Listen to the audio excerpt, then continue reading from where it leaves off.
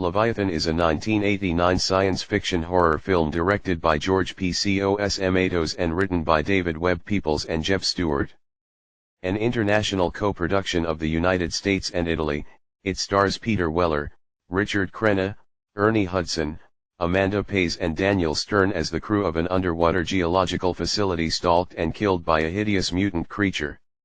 Its creature effects were designed by Academy Award-winning special effects artist Stan Winston. Leviathan was released around the same time as other, similarly themed underwater science fiction and horror films including The Abyss and Deep Star 6, both 1989, and received generally negative reviews from critics, who cited numerous similarities to films such as Alien, 1979, and The Thing, 1982. Now, since I'm in the mood for some underwater horror, let's see what dangers the depths of the ocean hold for RoboCop, Colonel Trotman, Winston Zedemery, Marv from Home Alone and Joe from The Princess Diaries, much to the amusement of Evil Lynn. Leviathan tells the story of a group of deep-sea miners who come across the wreckage of the titular Soviet military ship which was destroyed when the crew found out they had unknowingly been turned into test subjects for a sinister experiment revolving around genetic alteration, with disastrous results. Through a series of circumstances, two members of the team end up getting befallen by the same fate, mutating into a monstrous creature that begins wreaking havoc on the underwater facility. As you can tell from the plot synopsis, this movie is basically Alien underwater, with a dash of John Carpenter's The Thing sprinkled in.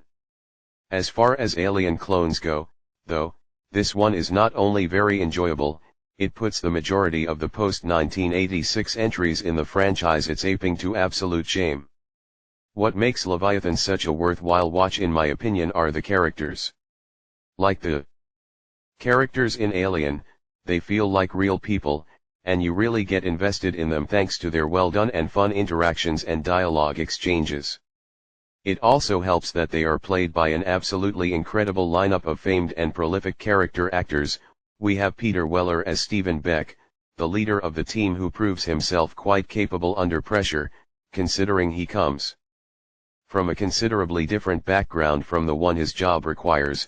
Richard Crenna as the team's chief medical officer Dr. Glenn Thompson, Amanda Pays as Elizabeth Willie Williams who aspires to be an astronaut, Daniel Stern as Buzz Sixpack Parrish, who may be the asshole of the group, but he's an amusing asshole, Ernie Hudson as Justin Jones, Michael Carmine as Tony DeJesus Rodro who has a pretty close call at the beginning of the movie but survives thanks to Beck's ability to keep his cool, Lisa Yeilbacher aka Jenny from Beverly Hills Cop and Casey Seeger from An Officer and a Gentleman as Bridget Bowman, and Hector Elizondo as G.P. Cobb. All of them leave a nice impression and it's nice to see them get a chance to shine outside of their most well-known works and roles. In Elizondo's case, this movie is a much better way for him to add some variety to his filmography in between his collaborations with Gary Marshall than Beverly Hills Cop 3 was. Also, for all the punishment Daniel Stern took in the Home Alone movies, those never truly crossed into straight-up body horror territory, so it's both surprising and impressive to see him in a project that fully embraces that. I honestly kinda wish Stern had pursued more horror projects after he was finished with Home Alone. If this movie is any indication, he has what it takes to do well in that genre. Interestingly, just like in Home Alone here he also shares a scene with an arachnid creature. Clearly John Hughes and Chris Columbus were taking notes. But I digress. Rounding out the cast, we have an uncredited Tom Woodruff Jr. as the creature that terrorizes the facility and its surviving inhabitants once it gets loose, Eugene Lipinski, last name credited as Lipinski, as the captain of the ill-fated ship that our heroes come across, and Meg Foster as Ms. Martin, the representative of the company that our heroes work for. Because what better way to show that big corporations, both fictional and real, don't give one iota of a damn about the lives of their employees than by hiring one of Skeletor's top lieutenants to be their poster child?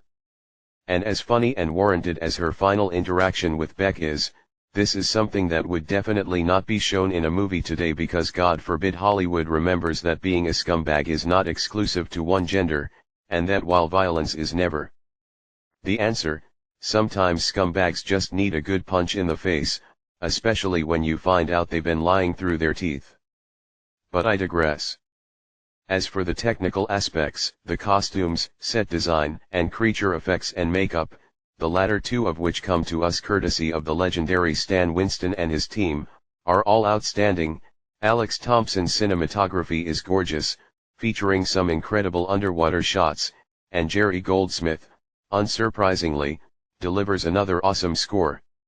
Like with Alien, the movie is a bit of a slow burn in regards to the monster's appearance, but the nice character work and the pacing make the wait worth it, not to mention that with a runtime of 98 minutes, it doesn't overstay its welcome. The destruction of the underwater facility also features some great FX work. In conclusion, despite the overt similarities to other, much more popular movies, I enjoyed Leviathan quite a bit, and I do recommend checking it out at least once, if only for the fun characters brought to life by a magnificent cast. If nothing else, it will serve as yet another reminder that there are plenty of reasons besides sharks to be afraid of the ocean, especially when those reasons are man-made. It is giving this film a 9 out of 10. Let us know if the comments below, like, dislikes, subscribe, hit button notification. What's your opinion on this film? Or thanks for watching, see you later. Bye.